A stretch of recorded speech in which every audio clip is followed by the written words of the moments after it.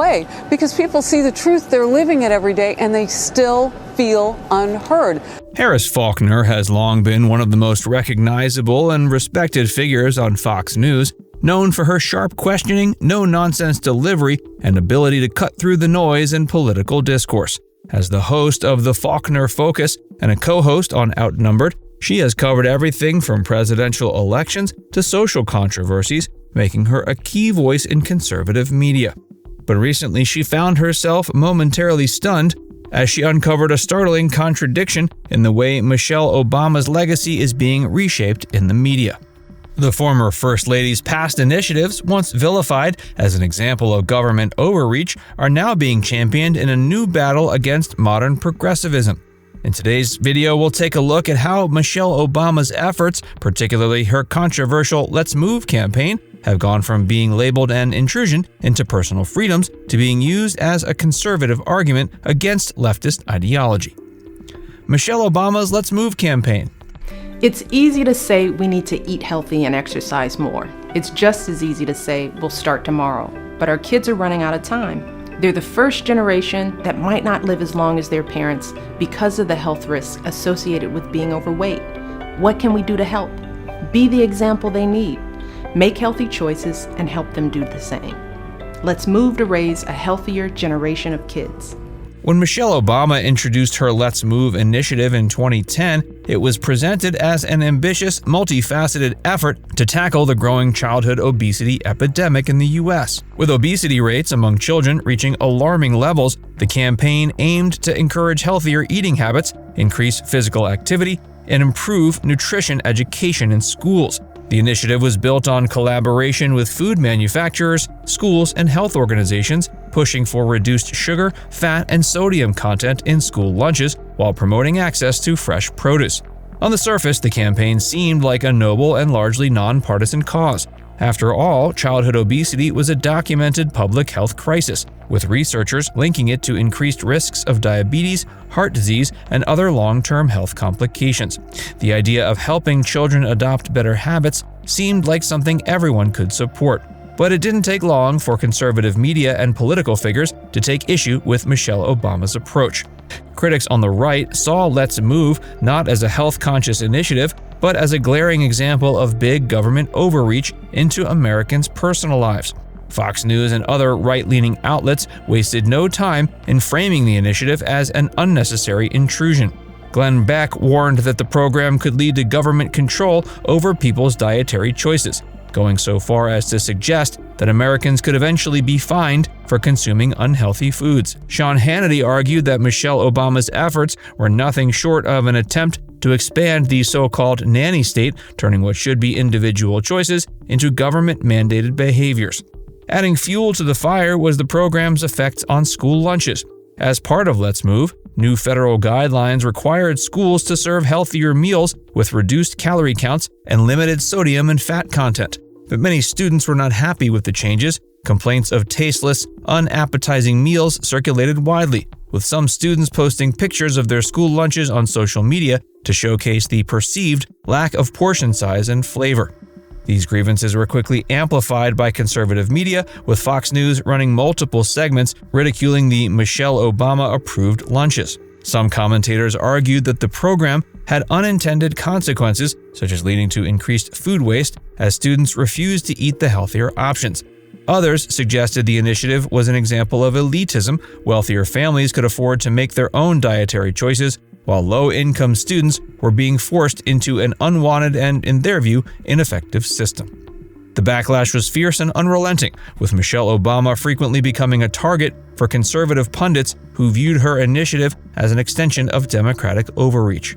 Despite the criticism, Michelle Obama defended Let's Move passionately, insisting it was not about restricting freedom, but about ensuring that children had access to the resources they needed to make healthier choices.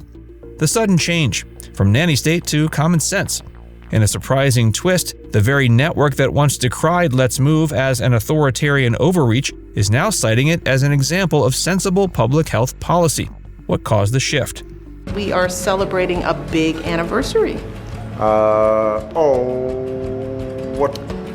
What exactly are we celebrating? It has been 5 years since we launched Let's Move. Let's move. Yeah. That's exactly what I was going to say we were celebrating.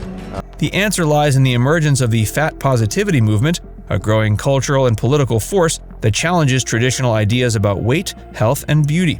Over the past several years, some progressive activists have claimed that American society's emphasis on fitness and dieting is steeped in racism and oppression.